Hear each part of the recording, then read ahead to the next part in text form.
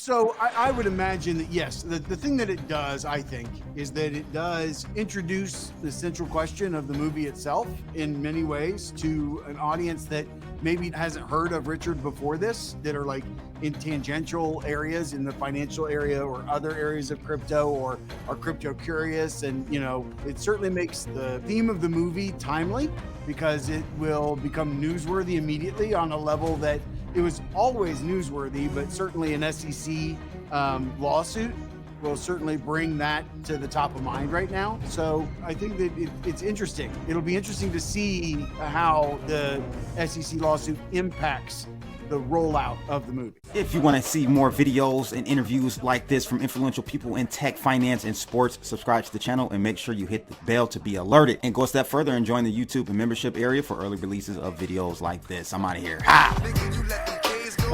All right, it's your boy Crypto Blood, and welcome to another Kick in This session. Today I've got a special one. Shout out to the Crypto King, my Hex community. I appreciate all of you guys for putting me in touch with this project. Grant Peel, co-director of The Highest of Stakes. Oh man, I love that title there, Grant. How did you come up with that title? Well, hey, first off, thanks for having me on the show.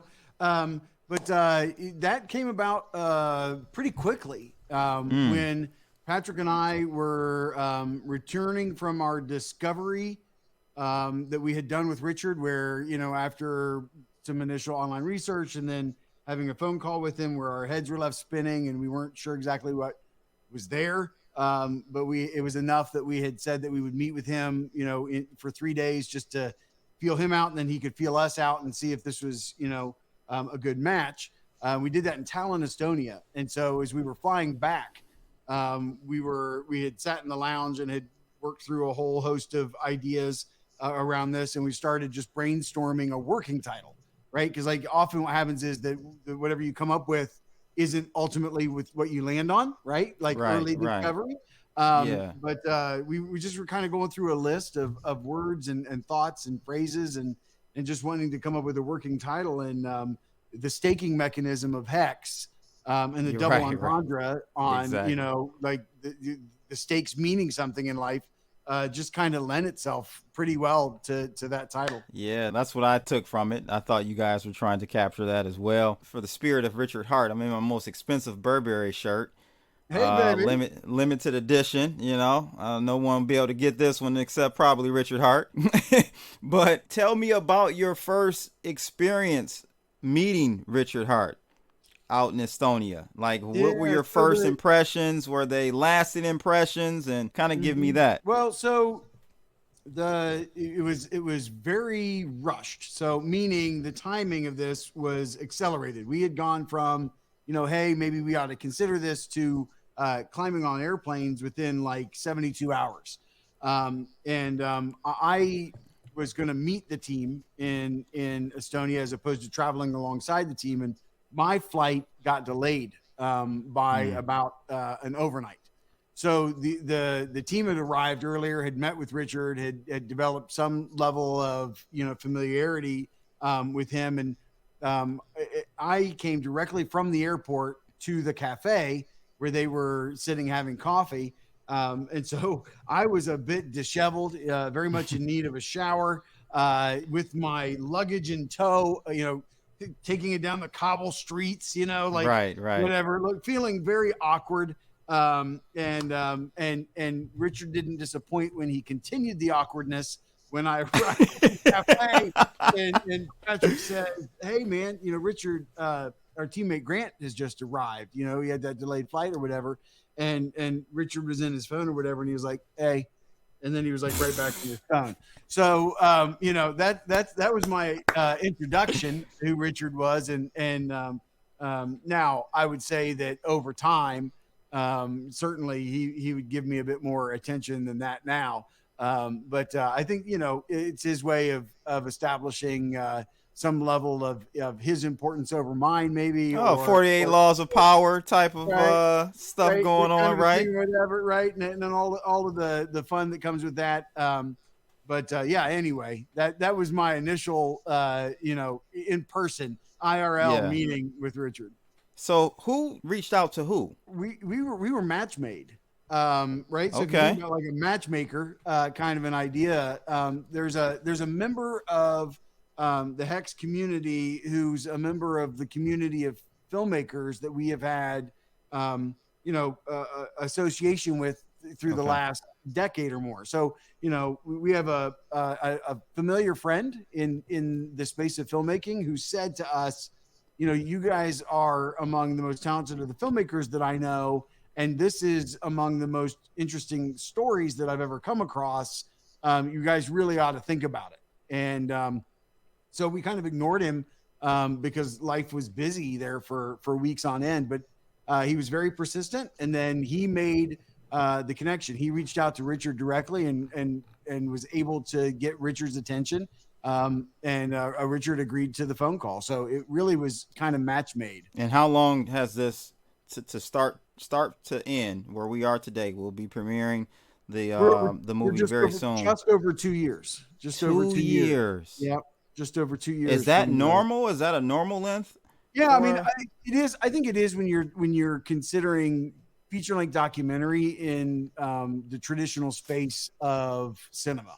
Okay. The irony of it is that like we can get excited by a lot of the gatekeeping that's been removed from storytelling and filmmaking, like with an iPhone, and even with live streaming, in effect, if you have a story to tell, like you can tell the world that story immediately. Correct. Now, it's certainly the storytelling is less intentional. There's less depth to it.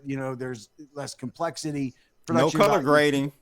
Oh, right. No color grading, no sound, no orchestra, no custom score. All of right. It just depends on what level of storytelling you're wanting to take something, and so with this, with as complex as the environment is, the community is, the Richard is, the story is, it takes a lot of time to really iron out, discover what is the story, commit to that, and then allow enough time that a story plays out. Right. Like, right. We're not telling the story of a weekend. So, I think that it's an appropriate amount of time, albeit, I know that everybody's ready for this thing to be in theaters, as are we. So, yeah. Perfect timing. If you ask me, Grant, we talked before going live here. This is a day or so after the SEC charging Mr. Richard Hart Schuler. Is that how you pronounce his last name? First I've ever heard of his real last name. Okay. Richard Schuler being charged with a fraud by the SEC. So how do you look at this? Is this going to be a catalyst or a hindrance to the premiere of this and rollout of this movie, The Highest of Stakes? We shall see. I thought all publicity was good publicity in the movie industry. You know what I mean? Is it? I would imagine that, yes. The thing that it does, I think, is that it does introduce the central question of the movie itself, in many ways, to an audience that maybe hasn't heard of Richard before this, right? That are like in tangential areas in the financial area or other areas of crypto, or are crypto curious, and it certainly makes the theme of the movie timely, because it will become newsworthy immediately on a level that it was always newsworthy, but certainly an SEC lawsuit will certainly bring that to the top of mind right now. So I think that, it's interesting. It'll be interesting to see how the SEC lawsuit impacts the rollout of the movie.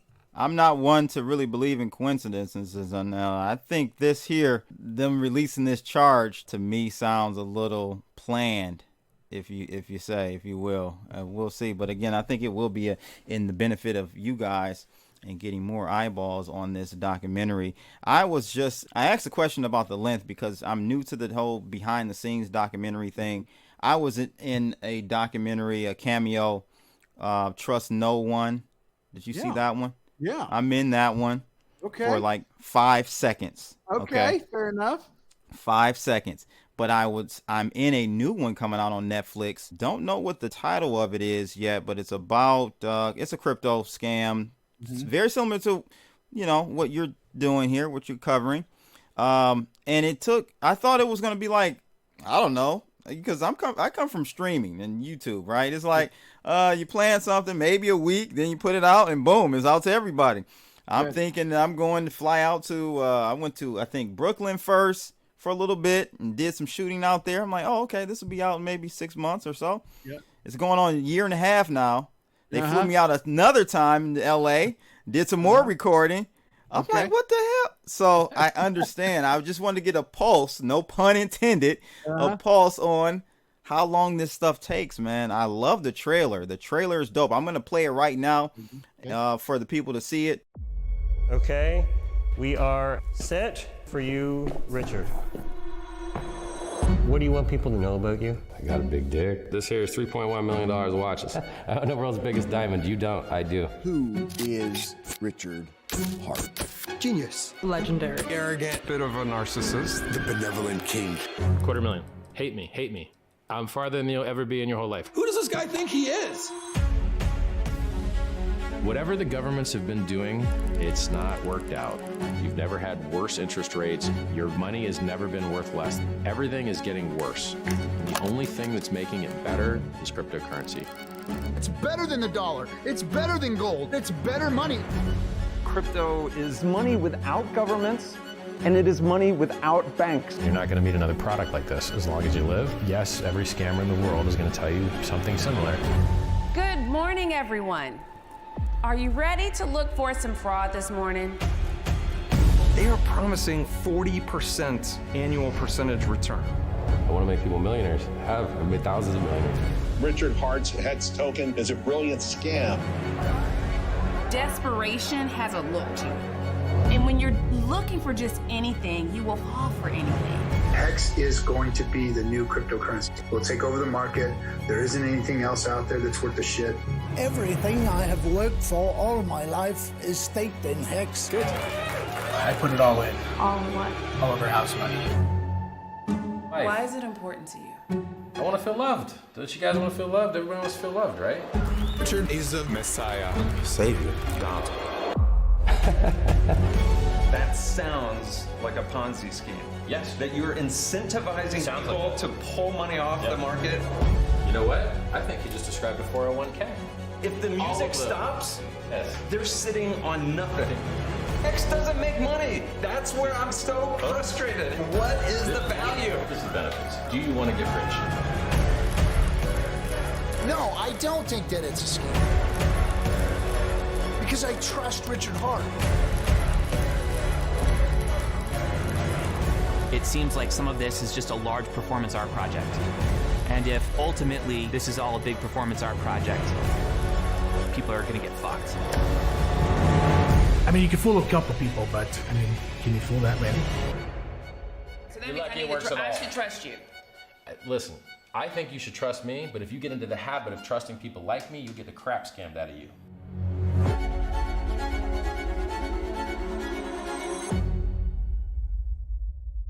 The trailer was very nice, and it captured me for sure. Now, are you part of Muse Originals? Is that? Yeah. So, Muse is a studio, and as is true of studios, certain projects, are larger than others, and the team can flex, and those kinds of things or whatever. But yeah, I'm Patrick and I, our relationship and working together, goes back 10 years. And Caitlin has been with the team now 4. So, that's the core group that has taken on this project. And really excited that this is the next new original for Muse. And we're really hopeful to continue and parlay each one of these into the next opportunity. No, it was interesting looking at Muse. You guys have somewhat like of an ethos that I thought was very interesting. You kind of do you base every project you're going to work on 5 words and then narrow it down from there? Tell me about this whole 5-word ethos or keywords that you guys. So the idea there is that, like, most people think that when you are looking to tell your own story, that like you want a blank canvas. You want to be staring at you don't want to be limited. You want to be looking at every opportunity and exploring that. Right. But in truth, if you are looking at a blank canvas, there's very little direction around that, very little intentionality. And so like it's our belief that creativity is actually born out of constraint, not out of freedom. So, if I, as a, in juxtaposition to a blank canvas, if I had said to you, here's a blank canvas, create a compelling image, go, you'd be arrested with thought and indecision. If, however, I say to you, here's a blank canvas, here are finger paints, there's blue and pink, and I want you to create an image that depicts the very first time that your heart was broken, go. Right. Under which of the two scenarios are you going to be more successful? Well, I believe that in the one that you were given some level of constraint, at least to begin with, you're going to find more initial success. And ultimately, I do believe that you're much more likely, not being a practiced painter, to have been successful under the second scenario. And that's because there's constraint. And the difference in the way that we approach our work is that we want to be in charge of those constraints. We want to be making the decisions by which we can be holding ourselves to constraint rather than inheriting that from other people. And so we go about an entire process of listening and discovering and creating keywords in a whole host of different areas in our lives. So the ones that are on the highest of stakes about us page, remarkable, intentional, curious, storytellers, growth. That is your overall 5 keywords that you guys stand on, like the 5 pillars for Muse, or is it? Yeah, I think pillars is we like common vocabulary. We would use pillar in a different way. But yeah, those are the guiding principles by which we, make decisions as a team, right? Gotcha, we like to make decisions based on those words. Gotcha. Because it does create common vocabulary, and it really, as opposed to, say, other groups or organizations often have like a mission statement, right? Like, this is right, or what, and how many of those people can actually use that mission statement to make any decisions, right? Like in truth, it becomes a bit more watered down and more difficult. So we find that the keywords afford us the ability to kind of filter decision-making against it and actually use it to help us make decisions. I see yours are here. So each of you guys have 5. So yours is imagine, creativity, grit, celebrate, and family. Can you just kind of run through those real quick and why you've selected those 5 words? Yeah, I think that if you just kind of read them as a collective, you get a pretty good feel on who I am, right? Like what would be important to me, the kinds of person that I am. Now, often we'll use very specific lines of thought or questions that invite those answers, but you can see that like I very much so lean into the idea of imagination and creativity, right? As a storyteller, I think that that's important and interesting, right? Like you can see that I'm a creative. And then more about me and individually, like I love the idea of celebrate. I think that we should be bringing and introducing more celebration into our lives. That means that I can celebrate my wife in our marriage. I can celebrate my boys and what it means, and their accomplishments and, and their challenges and even their failures, right? Because they're going to grow from those things.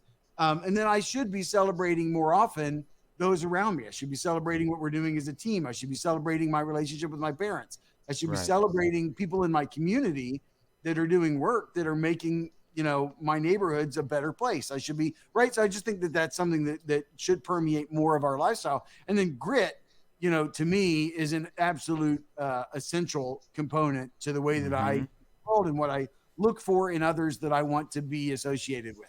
Like, when things get difficult, when the chips get, tossed in your face or whatever, how are you going to react from that? And so it's very important that I, consistently remind myself and that I act with grit in everything that I do.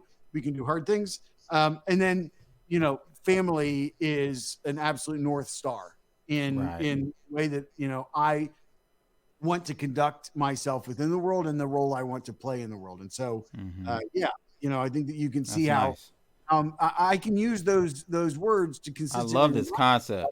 Yeah, I've never seen it. Yeah, I've never seen it before. I love the concept, especially like with a studio. Like that's pretty dope to really succinctly bring it down to 5 key words, and then you guys have your own 5.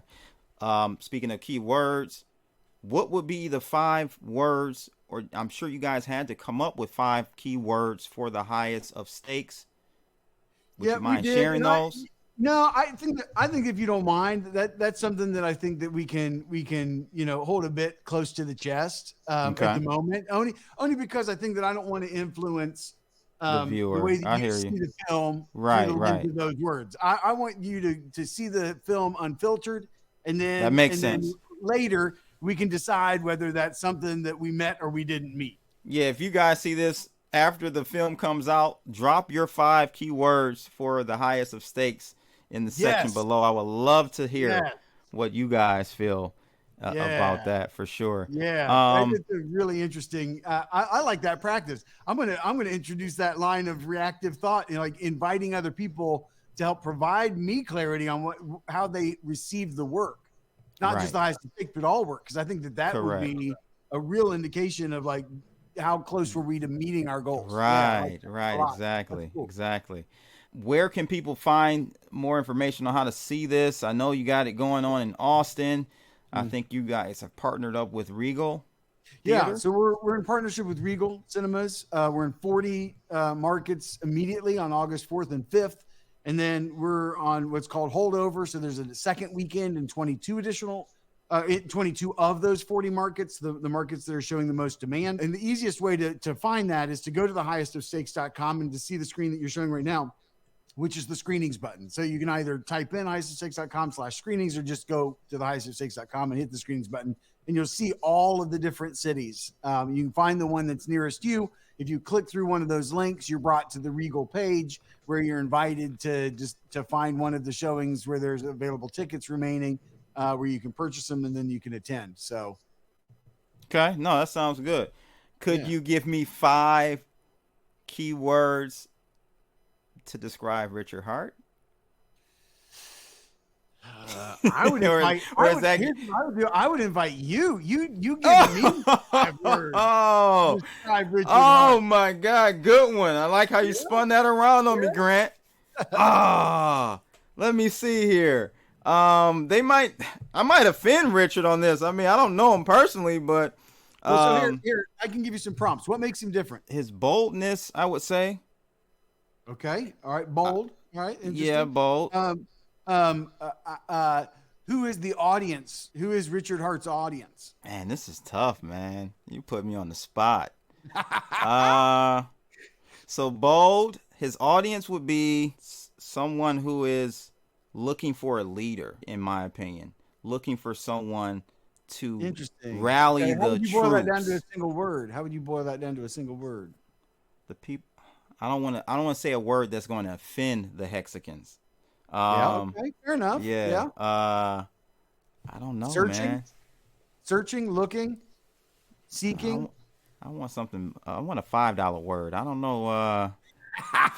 Sometimes simplicity is your friend. So anyway, right? So you can see layers, right? Like, and then you'd be like. But one thing I would say that is going to probably sound offensive. Sorry, Richard Hart, because I'm just as real as you. I just speak my mind in most cases. I will say that the way he is so flashy and opulent and he comes off arrogant. I think he's actually a little self-conscious and insecure.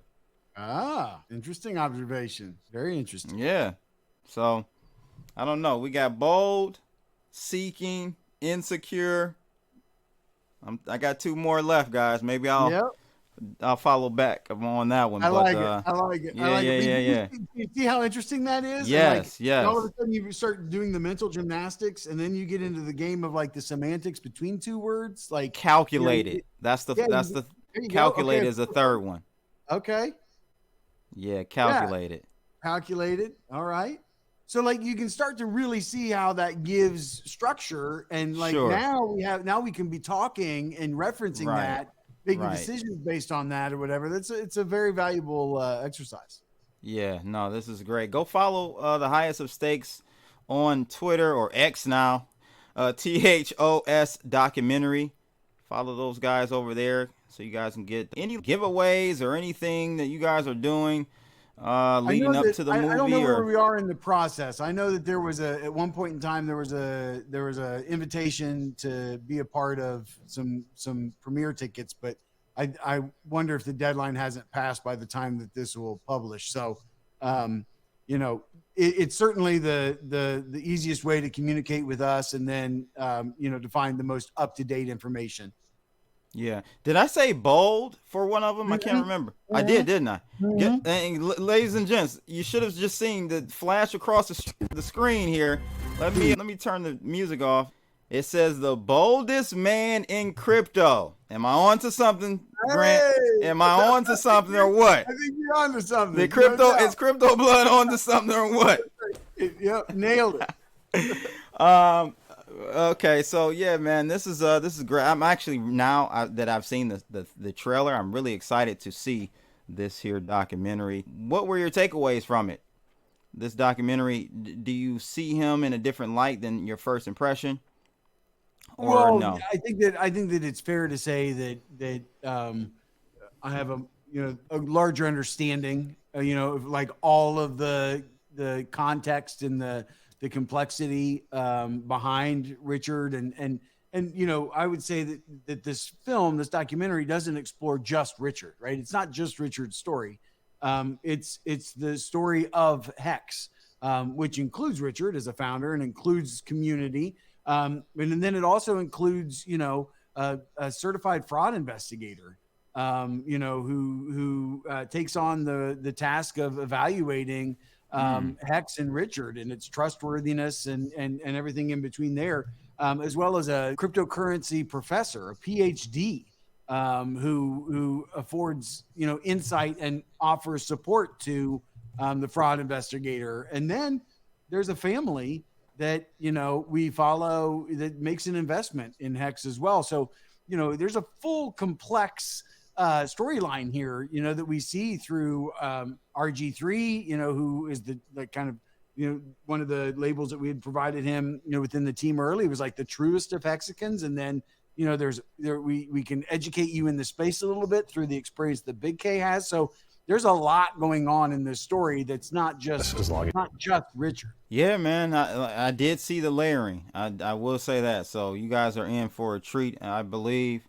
Any last words, Grant? What do you want people to really take away? And I think for us, the way that we're looking at the success of this documentary is, how many people see it, how many people get interested in the space of cryptocurrency that are awakened to this on a level that they weren't prior to the film itself. And that, we're not, this movie is not targeting Hexicans, right? This movie is meant to transcend the crypto community beyond just those who are crypto enthusiasts that are maximists within that world, beyond crypto curious and into the world of, those who are not even aware that this environment really exists, because, we do believe that cryptocurrency is going to change the financial landscape of the world and impact every single person's life eventually in a way. And so we just want to awaken people to the responsibility to become educated in the space. Nice. So were you into crypto prior to taking the dive into the Hex? No, I wasn't. I was the no coiner, right? Like I was, So we're storytellers, man. Like, that's you get in the trenches. Who we are. Like, and part of the fun of being a storyteller is that we get invited into these worlds that are, tangential to our, initial interests or our own, like the Venn diagram of, how everything overlaps or whatever. And, that I love that it has brought us into or made us aware of so many incredible communities, and this being one of them. Yeah, that's great, man. Are you guys working on any? I know you're working on anything, a new project or a new story now. Is there anything you can tell us about what you're working on now? Yeah, now, so we're in principal production around a documentary on Romero Brito, who's the most licensed artist in history. So, to be a successful artist historically has most often come postpartum, right? Like you get a claim after death. That's the thing that most often happens. And so, Romero is unique. Born in Brazil, It's a great underdog story, you know, like born in poverty and with very little opportunity. And he used his art as a way of lifting himself up and into additional opportunity. And then, you know, was anointed in a way by Absolute, the vodka company. And it just exploded his influence on the world and the number of people that became aware of his art. And then from there, his work continues to inspire, you know, presidents and kings and queens and, you know, celebrity and everything else in between. So it's quite a ride, you know, and a very interesting story. It's a biopic. Okay, biopic. Hey, if you guys want to come back on, I'm not all about crypto. So if you guys want to come back on and talk about Burrito, I'm glad to. I'm into the documentaries and stuff, and biopics. Yeah, for sure. Well, guys, again, thank you for tuning in. Make sure you guys go check those out. No, I'm not even lying. You guys know I'm not getting paid to do this. Okay, there's no paid under the table, you know, type of situation going on. You got to go check out the highest of stakes. I'm definitely going to. It is premiering in Miami. It's the official premiere. That was a by invitation premiere. And then we're nationwide in 40 markets on Friday. So that is great, guys. Go check it out. I'll have some links to the highest of stakes website in the description of this video. Thanks for tuning in to another Kicking It session. It's your boy Crypto Blood. I'm out of here. Holla.